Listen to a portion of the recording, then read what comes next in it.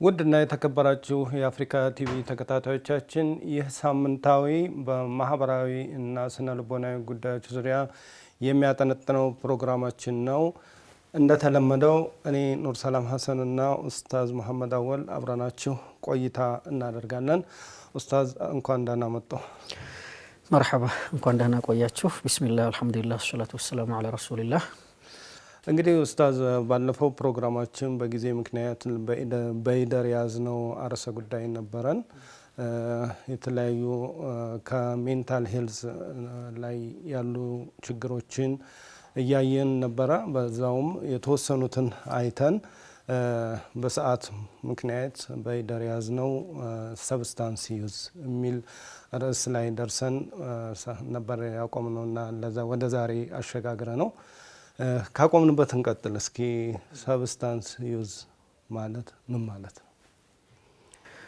ናም እንግዲህ እንደሚታወቀው ባለፈው በሰፊው የዳሰስናቸው ነጥቦች ይኖራሉ። ሜንታል ሄልዝን ዲፋይን ከማድረግ ጀምሮ ሜንታል ሄልዝን የሚገለጽባቸውን ፋክተሮች እያነሳን ከዛ በኋላ የሜንታል ሄልዝ ካቴጎሪዎች ምንድናቸው የሚለውን ወይም ደግሞ የአእምሮ ጤናን የሚገለጽባቸው ነገሮች ምንድናቸው የሚለውን ነገር፣ ችግሮቹ ምንድናቸው የሚለውን አንስተናል። እንዳልከው የመሰረታዊ የሆኑ የጋራ የሆኑ ብዙ ሰዎች ከዲፕሬሽን ከአንዛይቲ ጋር የሚጠቁበትን ነገሮች አንስተናል። ሴቨር ሲሆኑ ደግሞ የአእምሮ ጤናን ወደ ከፍተኛ ሁኔታ ላይ የሚሸጋገርበትና ህመሙ ራሱን የሚገልጽበት መስማት የማይፈልጉትን አይነት ድምጽ የማይሰማ የሆነ ድምጽ የሚሰሙ የማይታይ የሆነ ነገር የሚታይ የሚመስላቸው የሆኑ ሰዎች እዛ ደረጃ ላይ እንደሚደርስ፣ ይሄ ደግሞ ከተለያዩ ፋክተሮች እንደሚመጣ በተለይ ኒውሮሎጂካል ኮንዲሽኖች ይኖራሉ የሚኖትን ነገር አነሳንና ከዛ በዚሁ እግረ መንገድ ነው እንግዲህ ሰብስታንስ ዩዝን አነሳ ነው። በጥቅል እነዚህን ነገሮች የገለጽኩባቸው ምክንያት ምንድነው? ብዙ ጊዜ ሰብስታንስ ዩዝ ዝም ብሎ አይደለም ከመሬት ተነስቶ አይደለም የሚመጣውና አንዱ ካንዱ ጋር ብዙ ጊዜ ተመጋጋቢ ይሆናል። የአንድ የዲፕሬሽን የአንዛይቲ ወይም የሌሎች የጤና እክሎች በሚያጋጥሙ ሰዓት ላይ የመረበሽ ነገሮች በተደጋጋሚ ሁኔታ የሚያጋጥሙበትና እንዳልነው እነዚህ ነገሮች ሪፒትነሳቸው መደጋገማቸውና ረጅም ጊዜ መቆየት እንትናቸው ከድላቸው የአእምሮ ጤና ነው ተብሎ ለመበየንና ዲፋይን ለማድረግ መሰረታዊ ነገር ነው ብለናል። ይሄ ከሆነ ዘንዳ ደግሞ እነዚህ ነገሮች መደጋገም ለአልኮልና ለሰብስታንስ ዩዝ ሊያጋለጠው ይችላል። ወይም ደግሞ አልኮልና ሰብስታንስ ዩዝ ደግሞ በእነዚህ ምክንያቶች ሳይሆን በጓደኞች ወይም በሌሎች ፋክተሮች ሊሆን ይችላል ይመጣና ለነዚህኞቹ ነገሮች ለነኞቹ የአእምሮ ኬዞች ሊያጋጥም ይችላል። እና የአእምሮ ችግሮች ብዙ ጊዜ ተመጋጋቢ ናቸው እርስ በርስ። ሰብስታንስ ዩዝ ስንል ቤዚካሊ እኛ የምንመገባቸው ሰብስታንሶች አሉ፣ ንጥረ ነገሮች አሉ የምንመገብባቸው ነገሮች። አሁን ለምሳሌ አንድ ሰው ስኳርን ርቃለሁ ሲል ለሰውነቱ ከሚያስፈልገው የስኳር መጠን በላይ ሰውነቱ ካገኘ ያን ኮንትሮል የማድረግ አቅም ስለማይኖረው ኦልሬዲ ኮታውን ጨርሷል የሚባልበት ደረጃ ላይ ሲኖር ነው አንድ ሰው በህይወቱ የሚያስፈልገው ኮታ ጨርሷል የሚባልበት ሌቭል ላይ ሲደርስ ነው ስኳር ታማሚ ነህ የሚባለው ወይም የሚገለጸው ዲያቤቲክስ የሚባለው። እና ከዛ ውጭ ግን ምን በላቸውን ነገሮች ብትመለከታቸው እንጀራው ምናምኑ ንጥረ ነገሮች ናቸው። እነዚህ ሁሉ ሰብስታንስ ይባላሉ። ስኳር ከዛ አንዱ አካል ነው ማለት ነው። ሰብስታንሶች ያስፈልጉናል ለኛ የሚያስፈልጉ ነገሮች። ግን ሰብስታንስ ዩዝ ስንል ባይ ዲፎልት እኛ አሁን እዚህ ጋር የምንጠቅሰው ምንድነው? አእምሯችን ለመነቃቃት ኢሙኒቲ ሲስተሙ ሊሆን ይችላል ወይ ኢኒሺየት የሚያደርገን ስቲሙላንቶች የምንላቸው ሰውነታችን ውስጥ ያሉ የሆኑ ነገሮች ለመነቃቃት ከሚያስፈልጋቸው ተፈጥሯዊ መንገድ ውጪ በግድ የማስገደድና ኦቨር አእምሯችንን ራሳችንን መቆጣጠር በማይችልበት መልኩ ሰውነታችን ፊዚዮሎጂካልና ባዮሎጂካል ባላንሱን መቆጣጠር በማይችል መልኩ ማለት ነው ከቁጥጥራችን ውጪ ሊያደርግ የሚችል የፋክተሮች ሰብስታንስ ውስጥ ያሉ የሆኑ እነሱን ፋክተሮች የያዘ ሰብስታንስ ማለት ነው። ስለዚህ ይሄ በምን ሊገለጽ ይችላል? በተፈጥሯዊ መንገድ ሊገለጽ ይችላል። ወይም ደግሞ ሰዎች የራሳቸው ፋብሪኬት የሚያደርጉት ነገር የተፈጥሮ ቅመሞችን ተጠቅመው እጽዋቶችን ተጠቅመው ፋብሪኬት ሊያደርጓቸው ይችላሉ። ወይ ደግሞ በተፈጥሯዊ መንገድ ራሱ ልክ እንደ ጫት ይሄ ከሐራምና ከሐላል ጉዳይ ጋር የሚያያዝ ጉዳይ አይደለም፣ የጤና ጉዳይ ስለሆነ ማለት ነው። እንደዚህ ሰውነትን ከተፈለገው ሙድ ውጪ አእምሮንም ከተፈለገው ሙድ ውጪ ሊያዛባ የሚችልና ሊያወጣ የሚችል የሆኑ ነገሮችን ስንጠቀም ሰብስታንስ ዩዝ እንለዋለን ማለት ነው። ናቹራሊ ልናገኘው እንችላለን፣ ማን ሜድም ሊሆን ይችላል። ይህ ሰብስታንስ ዩዝ አንዳንዶች ላይ የጤናም እንደሚባሉ ደግሞ ብዙ ጊዜ እንደሚወራው ደግሞ ኢኮኖሚም ምናምን ማህበራዊ ምናምን ቀውሶች ሊያመጡ ይችላሉ። አንዳንዶች ላይ አልፎ ደግሞ የአእምሮ ኬዝ ሊያመጣ ይችላል። ግን ብዙ ሰው ኮንሲደር የማያደርገው ምንድነው እነዚህ ሰብስታንስ ዩዝ ብዙ ጊዜ አብዛኞቹ ሰብስታንሶች ራሳቸውን አይገልጹ። አንዳንድ ቦታ ላይ አይተህ ከሆነ አሁን ወደ ቱርክ እና ሌሎች ሀገራቶች ላይ ስትሄድ ሲጋሬት መጠቀም፣ ማጨስ ወይም ደግሞ ሺሻ መሰል ነገሮችን እጽዋቶችን መጠቀም ኖርማላይዝ የሚደረግበት ማህበረሰብ ይኖራል። ካልቸር ሊሆን ይችላል። ያ ማለት እንግዲህ በጥቅሉ ሰብስታንስ ዩዝ ወይም ሰብስታንስን ለመጠቀም ብዙ ፋክተሮች አሉ። አንዳንዶቹ ካልቸራል ሊሆን ይችላሉ። አንዳንዶቹ ደግሞ ማህበረሰቡ የሚፈጥረው ነገር ሊኖር ይችላል። እንደው ከዛ ቀደም ብሎ ግን ሰብስታንስ ምንድነው የሚለውን እኔም ርዕሴን ለመጨመር ያክል ሰብስታንስ አንዳንዶች ከሚበላ ምግብና ከሚጠጣው ውሃ ውጭ ያለ ማንኛውም ሜዲካል የሚሆን ኒውትሪሽናል ቫልዩ የሌለው ነገር ከሆነ ስንጠቀመው ሰብስታንስ ዩዝ ይባላል ይላሉ። ሌላው ግን ሞር ፎርማል የሆነው ዴፊኒሽን ሰብስታንስ ዩዝ ብለን ልንጠቅሳቸው የምንችለው ነገሮች ሳይኮ አክቲቭ የሆኑ ሰብስታንሶችን ስንጠቀም ነው ሰብስታንስ ዩዝ የምንለው። ሳይኮ አክቲቭ ሰብስታንስ የምንላቸው ምንድናቸው? የብሬን የአእምሮ ወይም የነርቨስ ሲስተም ስራችንን እንዲቀንስ የሚያደርጉ ወይ እንዲጨምር የሚያደርጉ አልበለዚያ ደግሞ ሙዳችንን ሊቀይሩ የሚችሉ ኮግኒቲቭችንን ሊቀይሩ የሚችሉ ቢሄቪየራችን ላይ ሞዲፊኬሽን ሊያመጡ የሚችሉ ብለው በሶስት ይከፍሏቸዋል። የመጀመሪያዎቹ ዲፕሬሳንት ብለው ወይም አእምሯችን ወይም ነርቨስ ሲስተማችን ስራውን መስራት ከሚገባው ፍጥነት እንዲቀንስ የሚያደርጉ ሲሆኑ፣ ሁለተኛው ካቴጎሪ ላይ ደግሞ ክፍል ላይ ያሉት አእምሯችን ከተለመደው ወይም በኖርማል ሊሰራው ከነበረው ስራውን ከፍ ባለ ፍጥነት እንዲሰራ የሚያደርጉ ስቲሙላንት ብለው ይከፍሏቸዋል። ሶስተኛው ካቴጎሪ ደግሞ አእምሯችን ፐርሰፕሽኑ ወይም ነገሮችን የሚረዳበት ወይ ዲስቶርትድ እንዲሆን እንዲዛባ የሚያደርጉ ደግሞ ሃሉሲኖጀንስ ተብለው በሶስት ይከፍሏቸዋል። እና እነዚህ ሰብስታንስ ዩዝ ከሶስት አንዱ ካቴጎሪ አንዳንድ ጊዜ ደግሞ ሁለቱንም አንድ ጋር ሊያመጡ የሚችሉ የሆኑ ሰብስታንሶችን ስንጠቀም ሰብስታንስ ዩዝ እነዚህ ነገሮች ሰብስታንሶቹ እንደ ሰብስታንስ ነገሮቹ ሳይሆኑ ችግሮቹ ያለው እነዛ ሰብስታንሶች ውስጥ ያሉ ኬሚካሎች ናቸው። ለምሳሌ ለዲፕሬሳንት ብንወስድ እንደ አልኮል የመጀመሪያው ተጠቃሽ ነው። አልኮል አእምሯችንን ምናልባት ያነቃቃል ይመስላል፣ ግን አልኮል ስራው የብሬንን ነርቨስ ሲስተማችን ስራውን እንዲቀንስ በማድረግ ዲስኮኦርዲኔትድ እንድንሆን ዶርዚ እንድንሆን ሊያደርገን ከሚችሉ ነገሮች አንዱ ነው።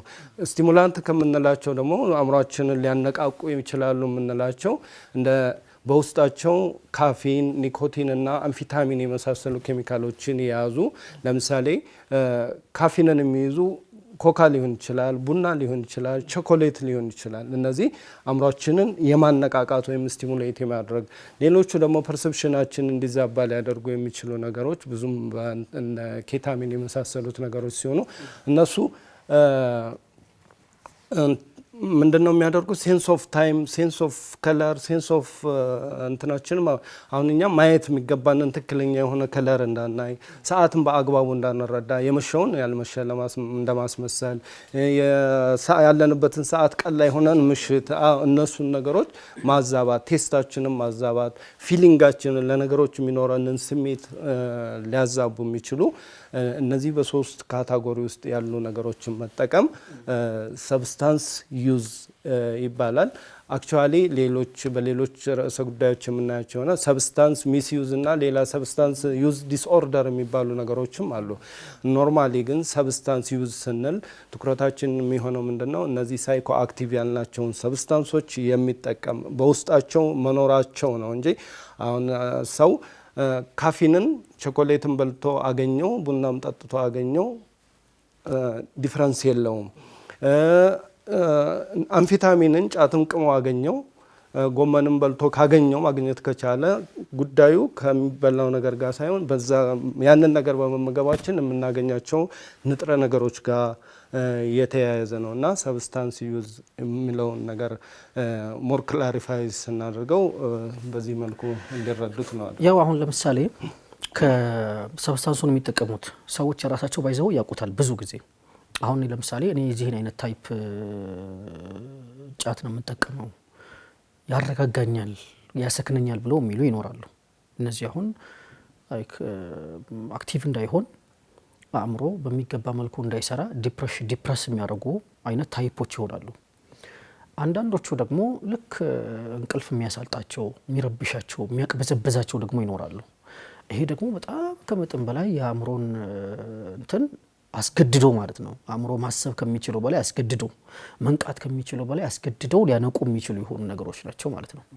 ሌሎቹን ደግሞ ስንመለከታቸው ደግሞ የባህሪ ሙድ እንዳልነው ከባህሪ ጋር ተያይዞ ደግሞ እሱን አክቲቭ የሚያደርጉ ይኖራሉና ዞሮ ግን እነዚህ ሁሉ ነገሮች ተደምረው በካልቸርም ሊሆን ይችላል አዳፕት የምናደርጋቸው በጓደኛ ተጽዕኖም ሊሆን ይችላል። በምንም መልኩ እነዚህን ነገሮች አዳፕት ስናደርጋቸው ሄደው ጤናችን ላይ የሚኖራቸው ኢምፓክት ላይክ እንትን ሊሆን ይችላል። በውል በጊዜ ራሱን ላይ ገልጥ ይችላል። በሂደት ሊሆን ይችላል ራሱን የሚገልጸው እየኖረ እየሄደ እያለ ከረጅም ጊዜ በኋላ የሚገልጽ ነገር ሊኖር ይችላል። ግን ውስጡን ሰውየው ነፃነቱን ያሳጠዋል፣ ከራሱ ቁጥጥር ውጪ ያደርገዋል፣ ራሱን ማዘዝ እንዳይችል ያደርገዋል። ምክንያቱም አንዳንዱ ሰው በነዛን ሰብስታንሶች በመጠቀም ሊያጠና ይችላል፣ ከፍተኛ ነጥብ ሊያመጣ ይችላል። ግን ያ ያወቀው እውቀት የተደራጀ የሆነ እውቀት አይደለም አንደኛ የሚሆነው።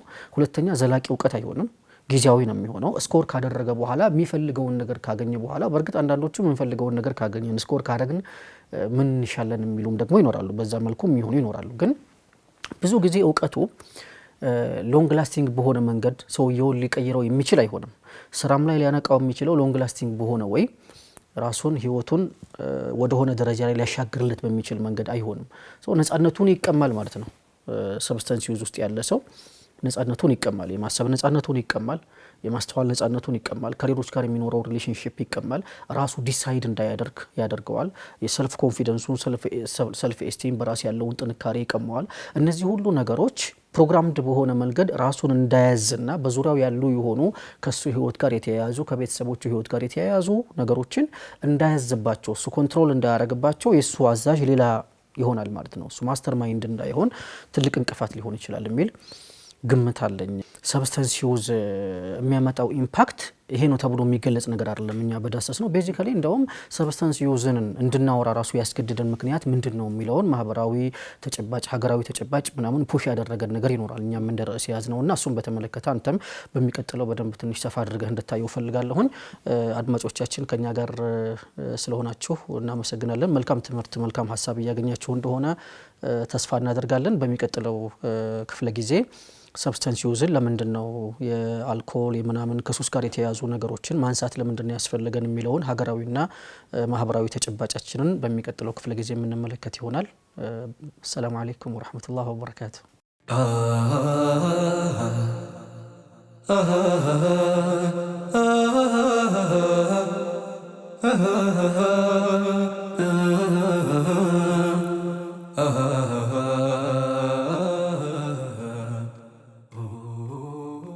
ተመልካቾቻችን ከእረፍት ተመልሰናል።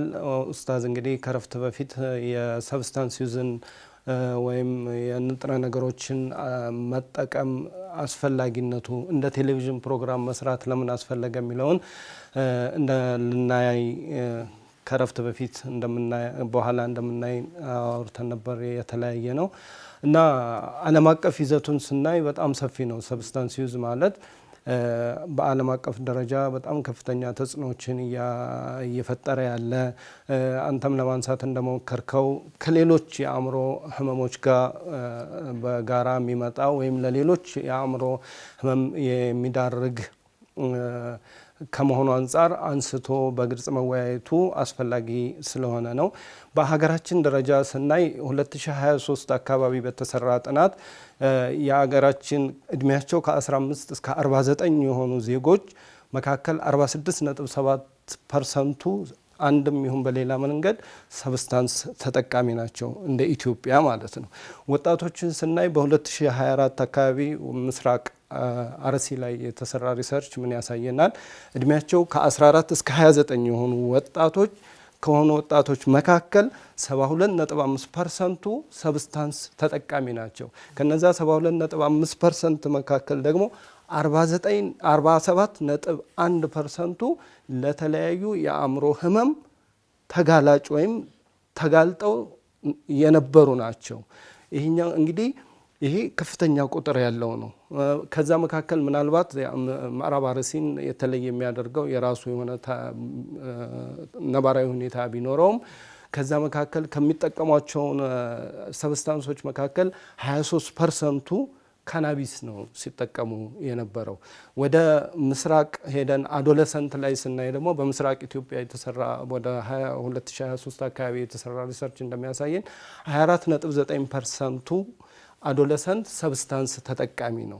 እንደዚሁ በ2024 ወለጋ ዩኒቨርሲቲ ላይ በመጀመሪያ ዲግሪያቸውን በሚማሩ ተማሪዎች ላይ የተሰራ ጥናት ወደ 29.5%ቱ የወለጋ ዩኒቨርሲቲ አንደርግራጁዌት ተማሪዎች ጥናቱ ከተሰራባቸው መካከል 29.5ቱ ሰብስታንስ ተጠቃሚዎች ነበሩ። ምናልባት ይሄ በታዳጊዎች ሀገር ስናይ ወደ 84.5% ነው ሬቱ። የኛ የተሻለ በሚባል ደረጃ ቢሆንም ግን ችግሩ በጣም ሰፊ ነው። እዚህ ጋር የሚቆም አይደለም። ወደ አዲስ አበባ መተን ደግሞ ስናየው በአዲስ አበባ በሃይ ስኩልና በፕሪፓራቶሪ ተማሪዎች የሰብስታንስ ዩዝ አንዳንድ ጥናቶች ከ20 እስከ 25% ነው ይላሉ። ሌሎች ጥናቶች ከ25 እስከ 30% ነው ይላሉ።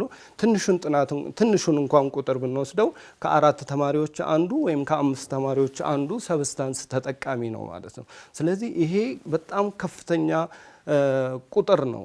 እንደ ቀላል የምናየው አይደለም። በተለይ በወጣቱ ላይ ፒር ፕሬዠር ወይም የአቻ ግፊት የሚባለው ነገር ለእንደዚህ አይነት ለተጋላጭነቱም አንድ ከመሆኑ አንጻር እና እነኚህ ወጣቶችም ራሳቸውን ቢውልድ አድርገው ነገ መሰረት ከመሆናቸው አንጻር ችግሩ ሰፊ ነው።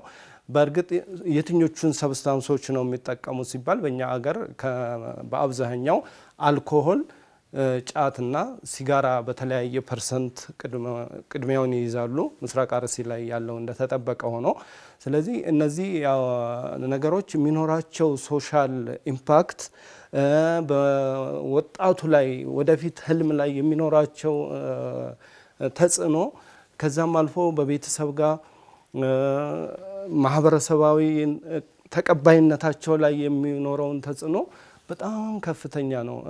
እኛ እንደ መታደል ሆኖ ሲጋራ ላይ ብዙም የምንታማ አይደለንም። የጤና ጥበቃ ሚኒስቴር የሚያወጣው ህግ የተወሰነ መሻሻሎች አሉ። ያው በህጉ መሰረት ከ18 ዓመት በታች የሆነው ወጣት ሱቅ ሆኖ መሸጥም ተልኮ መግዛትም የማይችልበት ህግ አለ። ኢስታንቡልን ብታያት ያችን የመሰለች የምታምር ከተማ እነኛ ውብ ካፌዎች ካፌ ውስጥ ገብተህ ሽታውን ቶለሬት አድርገህ እንኳን እንትን ማለት መቀመጥ የማችልበት ሁኔታ አለ። ማህበራዊ ያለውን ነገር ሌላው ብዙ ጊዜ በሱስ ተጠቂዎች የሚያነሱት ይህንን ለመከላከል ረጅም ነው ተጽዕኖ። ለምሳሌ አንድ ሲጋራ የሚያጨስን ሰው ሲጋራ ይህን ጉዳት ያመጣል ብትለው ወይም ሳምባ ካንሰር ያመጣል ብትለው እኔ ደህናኛ ነኝ ጤነኛ ነኝ ሊልህ ይችላል። ምናልባት ሄዶ ተመርምሮ ላያቅ ይችላል ሰውየው። ስለዚህ ቻሌንጆቹ የከፉ ከመሆናቸው አንጻር የሰብስታንስ ዩዝን ሌላው ደግሞ ትልቁ ነገር ይሄ ሰብስታንስ ዩዝ ወደ መጨረሻ ሄዶ ምን ላይ አዲክሽን ላይ ነው የሚያደርሰው። ሱሳኝነት አዲክሽን ላይ ከደረሱ በኋላ ደግሞ ወደ ቀጣይ ወደምናነሳው ራስን ወደ ማጥፋት የሚል ሌላ ርዕስ ይኖረናል። በሌላ ክፍል የምናየው ይሆናል። ወደ እነዛ ድረስ እስከዛ ድረስ ተጉዞ ችግር ሊያመጣ ማህበራዊ፣ ኢኮኖሚያዊ ችግሮችን የሚፈጥር ከመሆኑ አንጻር ይሄ ፕሮግራም በጣም አስፈላጊ ነው። ሰዎችም ይህንን ነገር አይተው ራሳቸውን እንዳልከው አንዳንድ ነገሮች ባህሉ ያስለምዳል። አንዳንድ ነገሮችን ጓደኞች ተጽዕኖ ትለምደዋለህ። አንዳንድ ነገሮችን ደግሞ እምነቱ ጋር ሊያያዙ የሚችሉ ነገሮች አሉ። ለምሳሌ እንደ ባህል ስታየው ወደ እነ ስፔን አካባቢ ብትሄድ፣ እነ ፍሬንች አካባቢ ብትሄድ፣ እነ ጣሊያን ከምግብ በኋላ ወይን መጠጣት የተለመደ ነው። ወይን አልኮል ነው ኦፍኮርስ። ሶ አንዳንድ ጊዜ ወደ አንዳንድ አካባቢዎች ስትሄድ ጫት መቃም ኖርማል ሊሆን ይችላል። እንደዚህ አይነት ባህሎች እነዛ አካባቢ ያሉ ባህሎች ሊሆኑ ይችላሉ። ፒር ፕሬዠሮች ወደዚህ ከማስገባታቸው አንጻር ወጣቱ እና ሌላውም ማህበረሰብ ግንዛቤው ኖሮት በእነዚህ ነገሮች ላይ ራሱን እንዲጠብቅም በዚሁ ጊዜው በፈቀደና አቅማችን በፈቀደ መልኩ መልእክት ማስተላለፍ ነው። እውነት ነው። እንትን ዓለም አቀፍ ሁኔታዎችን ስንመለከት ያው በተለይ ደግሞ በጣም ወሳኝ የሚሆነውን ያው የሀገራችንን ማህበረሰብ አስመልክቶ ስለሆነ የምንሰራው፣ ህዝባችንን አስመልክቶ ስለሆነ የማንቃት ስራውን የምንሰራው ከሀገራችን አንጻር የሀገራችን ህዝብ የሀገራችን ማህበረሰብ በክልል ደረጃም በአገር አቀፍ ደረጃም ያለው እጽ የመጠቀም ሱስ ውስጥ የመዘቀፍ ሰብስታንስን የመጠቀም ምናምን አይነት ነገሮችን ስታተሱ ምን ይመስላል የሚለውን ሳይንቲፊክ እንትኑን ሪሰርቹን ሼር ያደረከን ነገር እኔ በጣም ተመችቶኛል ፐርሰናሊ በግሌ። በዓለም አቀፍ ደረጃ ስንመለከተው ወጣቱ ፐርሰንት ያው 40% መሆኑ ይታወቃል። ኖት ኦንሊ ዳት በኢትዮጵያ በሀገራችንም ደረጃ ስንመለከተው ወጣቱ ክፍል በጣም ከፍተኛውን ማስ የሚባለውን ከህዝባችን ክፍል የሚሸፍን ነው። ቤዚካሊ ህጻናቶችም በጣም ትልቅ የሆነ የማይናቅ የሆነ ቁጥር አላቸው። ምናልባት ከፍ እያልን ስንሄድ ነው እንትን የሚለው ግን ወጣቱ ማምረት የሚችለው ክፍል፣ ሀገር መምራት የሚችለው ክፍል፣ ቤተሰብ ማስተዳደር የሚችለው ክፍል በመሰል የሰብስተንስ ዩዝ ውስጥ ተዘፍቆ ምን ያህል ጉዳት እንዳለበት እያየንና እየተመለከትን ያለ ነው። ቤዚካሊ በባህል ተጽዕኖ ስንል ቱርክን እና ሌሎችን አገራቶች እንደ ምሳሌ ያነሳን እንጂ አገራችንም ላይ ባህሉ የሚያዘው ነገር ላይሆን ይችላል። በነገራችን ላይ ግን የባህል ተጽዕኖ ብለን ስንል አካባቢያዊ ተጽዕኖ ልንለው እንችላለን ወይ ማህበራዊ ተጽዕኖ ልንለው እንችላለን። እኔ በጣም የሚያሳዝነኝ ጎጂ ባህላዊ ልማዶች ተብለው የሚሰሩ ነገሮች ሁሉ አሉ አይደለም በጤና ሚኒስቴር ልክ እንደዛ እነዛን ኮምባት እንደምናረጋቸው ሁሉ ዋይኖት የሰብስተንስ ዩዝ ጋር ተያይዞ ጎጂ ማህበራዊ ልማዶች ሊሆኑ ይችላሉ ኦር ጎጂ ልማዶች ብለንም ሊሆኑ ይችላል። እንደዚህ አይነት ነገር ካምፔኖች ያስፈልጋሉ ብዬ አስባለሁ እነሱን ኮምባት ለማድረግ። ምክንያቱም አገራችን ላይ ማህበረሰባችን ላይ ያመጣብን ያለው በግለሰብ ደረጃ ያመጣብን ያለው ጣጣ ቅድም እንዳልከው ሰውየው እኔ ጋር ኢምፓክት ስለሌለው ይሄ ነገር እኔን አፌክት ስላላደረገኝ አሁን ከረንትሊ ስለማይሰማኝ እኔ የለብኝም ብዬ አስየውም ላደርግ እችላለሁ። አንደኛ የሰብስተንስ ባህሪው በቀጥታ አንተን እንዲሁ አጥቅጦ ለሆነ ነገር መጋበዝ አይደለም ወይም መዳረግ አይደለም። ግን ትሩ ታይም አንድ ሰው ሊኖር የሚችለው ኤጅ ላይፍ ኤክስፔክተንሲን የመገደብ ሊኖር የሚገባውን እድሜ ክልል የመገደብ ባህሪ አለው። እድሜን የማቀጨጭ ባጭሩ የመግጨት ባህሪ አለው። ሁለተኛው ኢኮኖሚካል ኢምፓክቱ ማህበራዊ ኢምፓክቱ ምናምን ቀውሱ እርስ በርሶ የተያያዘ ነው። አንድ ሰው ከሱስ ምክንያት ጋር የተያያዘ የኢኮኖሚ ቀውስ ባጋጠመው ቁጥር ቤቱ ላይ ቀውስ ያጋጥመዋል፣ ልጆቹ ላይ ባለቤቱ ላይ ቀውስ ያጋጥመዋል። ይሄ ህይወቱ ኢንተርን ደግሞ ማህበራዊ ቀውስ ያመጣል። ማህበራዊ ቀውሱ ደግሞ ሀገራዊ ቀውስ ያመጣል። ስለ ይሄንን ፋይት የምናደርገው እንደ ሀገር በመንግስት ደረጃ ኮምባት የሚደረግበት ካምፔን ያስፈልጋል። ይሄ ብቻ ሳይሆን ደግሞ የሃይማኖት ሚዲያ ተቋማቶች አሁን ከኛ ሚዲያ እንደሚሰራው ማለት ነው ልክ እንደዚህ በአእምሮ ጤና በማህበራዊ ጤናዎች ረገድ የሚሰሩ የሆኑ ስራዎች ማህበረሰቡን የማንቃት ስራ መስራት ያስፈልጋል። ይህን ፕሮግራም የሚከታተሉ የሆኑ ወጣቶች ይኖራሉ፣ ግንዛቤ የሚያገኙበት ነው። ይህንን ለሌሎች ማህበረሰቦች ተደራሽ ማድረግ ያስፈልጋል። እንደዚህ አይነትን ፕሮግራም መሻይኾቻችን ይህን ፕሮግራም የሚከታተሉ ይኖራሉ፣ አባቶች እናቶች የሚከታተሉ ይኖራሉ። ወጣቶቻችን ወዴት እየሄዱ ነው? ልጆቻችን ወዴት እየሄዱ ነው? በሚያሳዝን ሁኔታ እኔ አሁን እዚህ አዲስ አበባ ላይ ያው እንደምታውቀው ኮንሰልቴሽን እሰራለሁ እና ኮንሰልቴሽን ውስጥ አንዱ የሚያጋጥመኝ ወጣቱም ይመጣል። ግን የወጣቱ በጣም ኦኬ እንደ ወጣቱን ሲመጣ ያንን ሪል የሆነውን ቢሄቪየር ነው እንትን የምትለው። ልጆች ይመጣሉ በሚያሳዝን ሁኔታ የሰባተኛ ክፍል ልጆች ማይጠበቅ ኤክስፔክት የማታደርገው የሰባተኛ ክፍል ልጅ የስምንተኛ ክፍል ልጅ ኢቨን በአካባቢያቸው ማስቲካ የመሰሉ ከረሜላ ቸኮሌት የመሰሉ የሆኑ በአካባቢያቸው በትምህርት አካባቢ ላይ የሚከፈቱ ፋርማሲዎች አሉ። እነሱ ላይ በደንብ መንግስት የማጣራት ስራ መስራት መቻል አለበት። ወላጆች በዚህ አጋጣሚ በደንብ ይሄን ኢንፎርሜሽን እንዲኖራቸው እፈልጋለሁ። አዲስ አበባ ላይ በጣም በከፍተኛ ሁኔታ አለ። በየትምህርት ቤቶች ያሉ የሆኑ ፋርማሲዎች ቼክ ማድረግ እንኳን ባይችሉም እንኳን ልጆቻቸውን ከእንደዚህ አይነት ነገር መቆጠብ መቻል አለባቸው። ወደ ቦሌ አካባቢ በጣም ዝም ብሎ ይፈዛል ልጁ። በጣም ጥሩ ነው፣ ቁርአን ይሐፍዝ ነበረ፣ እየደረሰ ይመጣል፣ መስጂድ ይሄዳል ምናምን። የመፍዘዝ ባህሪ ከጊዜ በኋላ መጣብኝ አለችኝና ሴት ልጅቱም ወንድ ልጁም ማለት ነው። ወንድ ልጁን የለመደው በሴት ልጅቱ ምክንያት ነው። ሴት ልጅቱ የመጣችው ደግሞ በፒሮች ምክንያት ነው። ቅድም ያነሳው ነገር አለ። ፒር ስንል ያው በደንብ ተመልካቾች አንደርስታንድ እንዲያደርጉ የጓደኛ ተጽዕኖ ማለት ነው። ያቻ ጓደኞች ተጽዕኖ ማለት። ስለዚህ የሁሉም ወላጅ ያስተዳደጉ ሁኔታ አንድ አይነት አይደለም። አንዳንዱ ወላጅ ዲሞክራቲክ ነን በሚል ልጆቹን በጣም ልቅ ያደርጋቸዋል። ይህ ኢንተርን የሚያመጣው ልጆች ላይ የሚያመጣው ሳይኮሎጂካልና ማህበራዊ ኢምፓክት እኔ እንትን ቀላል አይደለም ቀውሱ። እነዚህ ልጆች ደግሞ ትምህርት ቤት ላይ ሲሄዱ የሚያሳድሩ ተጽዕኖ አሁን አንዳንድ ወላጆች አንዳንድ ትምህርት ቤት ለማስተማር የመንግስት ትምህርት ቤት ላይ ለማስተማር እንደው በግልጽ ለማናገር ያህል የሚፈሩበት ምክንያት አለ። ምንድነው ሲባሉ የመንግስት ትምህርት ቤት ቁጥጥር ስለሌለው ልጆች እጽ ይጠቀማሉ፣ እንዲህ ያደርጋሉ። ስለዚህ ልጆቻችን አልባሌ ባህሪ ዴቨሎፕ ያደርጉብናል የሚል ነገር ብዙ ጊዜ የሚነሳው። እኔ ግን ይሄን ነገር በግል ትምህርት ቤቶች አይቼዋለሁ። የግል ትምህርት ቤት ገንዘብ ከፍለው ወላጅ 4000 6000 10000 ከፍለው እያስተማረ በወር እየከፈለ እንደያቅሙ አንዳንድ ወላጅ 100,000 የሚከፍልም አለ እንደየትምህርት ቤት ደረጃው። ያ ሁላ ገንዘብ ግን ኢንቨስት ተደርጎባቸው ልጆች ትምህርት ቤት ላይ ሄደው በወላጆች በፒር ኢንፍሉዌንስ ወይም ደግሞ ባቻ ጓደኛ እንትኖች ተጽዕኖ አማካኝነት ሳያውቁት ነው ላይክ ኢንተርቴን በተለይ ህፃናቶቹ ነው ይሄን ነገር የሚያጋብባቸው። በከረሜላ ሊሆን ይችላል፣ በቸኮሌት መልክ ሊሆን ይችላል፣ በማስቲካ መልክ ሊሆን ይችላል። አንዳንድ የሆኑ ነገሮች አሉ። ከስር አረንጓዴ ነገር አገኘው ከፍራሹ አለችኝ እናትየዋ። ሶስቱን ስታመጣ ወጭ ነው እኛ ስናየው። ያ ነገር ሁሌ ነበር የሚገኘው። ሰራተኛዋ ነች ስታጸዳ ምናምን ያገኘችውና እንትንም አይመስልም፣ ጫትም አይመስልም፣ ብዛትም የለውም። ትንሽ ነገር ነው፣ የደቀቀ ነገር ነው በፌስታል ያለው። እንዲህ አይነት ነገሮች ልጆቻችን የምኝታ ስርዓታቸው የባህሪያቸው ሲለወጥ ምኝታ ስርዓታቸውን ቼክ ማድረግ፣ ውሎ ቤት ውስጥ ያላቸውን ውሎ ቼክ ማድረግ፣ ኢቭን መድረሳዎች፣ ቁርአን ቤቶች፣ የተሕፊዝ ማዕከላቶች። እኔ ምናልባት ሙስሊም ሚዲያችን ኢስላሚክ ሚዲያ ነው። ማህበረሰባችን ሙስሊም ማህበረሰብ አብዛኛው ሰሊም ነው አልহামዱሊላህ። ግን አንዳንድ የተሕፊዝ ማዕከላቶች ላይ የምንሰማው ነገር ራሱ በጣም የሚያስደነግጥ በጣም የሚዘግነን የሆነ ነገር ነው። እኔ የደረሱኝ ነው ያው ኮንሰልቴሽኑ ላይ ስላለሁኝ የማማከር ስራው ላይ ስላለሁኝ ወላጆች የሚያመጡብኝ እንትን ኬዝ በጣም ሲሪየስ የሆነ ኬዝ ነውና ተሕፊዝ የቁርአን ማዕከላቶች ምንድነው የሚደረገው የሚለውን ነገር በአካባቢው ያሉ ኡስታዞች ቼክ ማድረግ ይሄኛውን ልጆቻችንን ከትምህርት ቤቶች ጋር ወይም ከዕለታዊ ሁኔታቸው ጋር እንዴት እንቆጣጠር የሚል ብዙ ክፍለ ፕሮግራሞች የሚያስፈልገው ይመስለኛል። እሱ በትምህርት ቤቶች ዙሪያ በርካታ ጉዳዮች አሉ። ኢንሻአላህ እሱን ዳታዎቹን አጠናክረንና በትክክለኛ መረጃዎች ወደ ሌላ ቀን የምናቀርበው ይሆናል። ግን ያው ቅድም ካነሳው አንፃር የሰብስታንሲዝም ማህበረሰቡ፣ መንግስት የመሳሰሉት ነገሮች ቶሎ እንደ እንትኖች እንደ መጥፎ ጎጂ ልማድ እንደተባለው መታገል ቢቻል የተባለው ነገር ተገቢ ነው። ግን ችግሩ ቻሌንጂንጉ ምንድነው?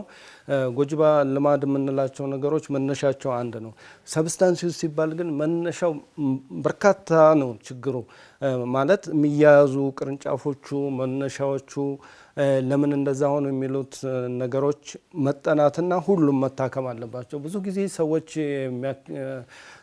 በሰብስታንስ ዩዝ ጋር ያለው ሚስቴክ ይላሉ የሳይኮሎጂ ባለሙያዎች። አንድን ሰው ሲጋራ የሚያጨስ ከሆነ ሲጋራ ሳምባህን ይጎዳል አቁም ስላልነው ብቻ አያቆሙም። አንድን ሲጋራ ሐራም ነው ጫት ሐራም ነው ኦር ሰምቲንግ ስላልነው አያቆሙም። እነኛ ሰዎች አንድ ሲጋራ የሚያጨስ ሰው በሚያጨሰው በሲጋራው በጭሱ ውስጥ የደበቀው ማንነት አለው። ወደዛ ሲጋራ የመራው ችግር አለው። አንድ ጫት የሚቅም ሰው ፊት ለፊቱ ባስቀመጠው ቅጠል በጋራባው ስር የደበቀው ችግር አለ። እነኛን ችግሮች ፕራይመሪ ኮዞቹን ወደዛ የመራቸውን ነገሮች ስናከማቸውና ነገሮችን ሜዳዎችን ዘርፈ ብዙ የሆነ ሕክምና ስንሰጣቸው እንጂ ሐራም ነው ስላልነው አያቆሙም። በርካታ ሰዎች ሐራም እንደሆነ ያወቁም ያደርጓቸው ነገሮች አሉ። ግን ወደዛ የገፋቸው ፕራይመሪ ኮዙ ምንድነው? እነዛ ሰዎች እዛ ውስጥ የደበቁት ማንነት ወይም እንዲደበቅ የፈለጉት ወይም እንዲረሱት እዛ ቦታ በመገኘታቸው እንዲረሱት የፈለጉት ነገር ምንድነው? እና ያ ነገር ለምን መጣ ብለን ያንን ነገር ስናክመው ፕራይመሪ ኮዙን ወይ የመጀመሪያ ኮዙን ስናክመው ሁለተኛውን ኮዝ ለማከም ነገሮች የቀለሉ ይሆናሉ። እንደው በዚሁ አጋጣሚ ግን እኛ አደራ ማለት የምንፈልገው አሁን ማህበራዊ ስንል ማህበረሰቡ ተጽዕኖ በማህበረሰብ ተጽዕኖ ሰዎች ወደ ሰብስታንስ ዩዝ ይገባሉ ስንል ከሆነ ማህበረሰብ ጋር ለማገናኘት ታስበው አይደለም። ለምሳሌ አንድ ጫት የሚቅም አባት ካለ በምንም አይነት ሁኔታ ልጆቹን ጫት ለመግዛት መላክ የለበት። ጫት እየገዛ ያደገ ልጅና ስለ ጫት የማያውቅ ልጅ ነገ ወደ ጫት የሚሄድ እድሉ የተለያየ ነው። አንድ ሲጋራ የሚያጨስ አባት ልጆቹን እንደዚህ አይነት ነገሮችን ኖርማል ከሱቅ ሌላዎችን እቃ ለመግዛት በሚልከው ልክ እነኛን ልጆች እዛ ቦታ ላይ ማሳተፍ አይጠበቅበትም። ምክንያቱም ትሬኒንግ እየሰጣቸው ነው ያለው። ከማህበረሰብ ወረሱት የምትለው እዛ ጋ ነው። ስለዚህ ሌላም እንደዚሁም ሌሎችም ያው ሙስሊሙ ጋር ባንጠብቅም ግን መልእክታችን ሌላም ጋር ይደርሳል ብለን ስለምናስብ መጠጥ የሚጠጡ ቤተሰቦችም ካሉ ለሴሪሞኒም ይሁን በሌላኛው ምክንያት ይሁን ልጆቻቸውን እንዲገዙላቸው መላክ አይጠበቅባቸው። በነገራችን ላይ መልካም ወላጆች አሉ። እኔ አስታውሳለሁኝ ሃይ ስኩል ተማሪዎች ሆነን ወደ ዩኒቨርሲቲ ጆይን ልናደርግ 12ኛ ክፍል ላይ ያለን አባቱ ላይክ ሲጋሬት የማጨስ አይነት ነገር እንትን እንዳለበት ዲስክራይብ ያደረገ ልጅ አለ። እስከዛ እድሜ ድረስ ግን ልጁ ምንም ነገር አያውቅም። ምንም ጎረቤት አያውቅም፣ የአካባቢ ማህበረሰብ አያውቅም፣ ሙሉ ቤተሰብ አያውቅም ከባልየውና ከሚስቱ በስተቀር። እኔ ምን አይነት ሳይኮሎጂ ምን አይነት ፐርሶናሊቲ እንደሆነ አላውቅም። ሰውየው በጣም የመጠቀ ሰው ነው። በማህበረሰብ ተሳትፎ ላይ በጣም ግንባር ቀደም የሚገኝ የሆነ ሰው ነው። ክብር ያለው ክብርን ያተረፈ የሆነ ሰው ነው። በሌላ ባህሪው በጣም በቃ የተሻለና ሚዛናዊ የሚባል ሰው ነው። ሰው በአገር እኛ ባለንበት ከተማ የሚከበር የሚታፈር አይነት ሰው ነው። ግን ልጁ ኢንቨስቲጌት ያደረገው 12ኛ ክፍል ከደረሰ በኋላ ነው። እና ደን ቁጭ አድርጎ መከረኝና ያን ኢንቨስቲጌት ካደረገ በኋላ ልጁ በዛ ድንጋጤ ምክንያት ደግሞ ያችን ነገር ተወ። ሌላው እዚህ ጋር እንደው አንድ ነገር አስታወስከኝ። በማህበረሰቡ መካከል ተቀባይነት ያለው የመጠቀም ያልከው ተርም አንድ ነገር አስታወሰኝ እና ሰዎች እዚህ ጋር ነው አሁንም ሰዎች ሰብስታንስ የሚጠቀሙ ሰዎችን ለማከም ወይም እነሱን ትሪት ለማድረግ ካሉበት ሲቹዌሽን ለማውጣት በምንሄድበት ጊዜ አንድ ሰብስታንስ የሚጠቀም ሰው ሶሻል ስታተሱን ራሱ እስካላወረደው ድረስ ለሰዎቹ መጀመሪያ ሪስፔክት ሰጥተን ነው መቃም የሚቀሙ ሰዎች ጥሩ አይደሉም ወይም የሚያጨሱ ሰዎች ከእምነትም አንጻር ከሆነ ኢማናቸው የጎደለ ነው ብለን ካሰበን ከማህበራዊ ግንኙነትም አንጻር የማይረቡ ናቸው ብለን አስበን ወደ ሕክምናው ከሄድን ሰክሰስፉል አንሆንም።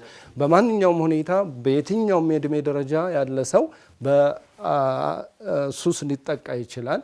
ትሪት ስናደርገው ኢንዲቪዥዋል ዲግኒቲውን ካለበት ችግር ሰፓሬት አድርገን ችግሩን ብቻ ለይተን ነው ስናክም ነው ውጤታማ ልንሆን የምንችለው። እና አንዳንድ ጊዜ ሰዎችም እንደዛ ፐርሲቭ ካደረጉ ወደኛ ለመምጣት ምክሩን ለመቀበል ሁላ ያላቸው ተነሳሽነት ሊቀንስ ይችላል። ቤዚካሊ ህክምናው ላይ በደንብ ሰፋ አድርገን ምን መጣጣት ይሆናል። ይሄኛውን ነገር እንዴት ትሪት እናደርጋቸዋለን፣ እንዴት ይታከማሉ የሚለውን እንግዲህ በቀጣይ ክፍል የምናየው ይሆናል። ውድ ተመልካቾቻችን የዛሬው ፕሮግራማችን ይህን ይመስል ነበር። በቀጣይ ፕሮግራም በሌላ ርዕስ እስከምንገናኝ ድረስ ወሰላሙ አለይኩም ወራህመቱላሂ ወበረካቱ።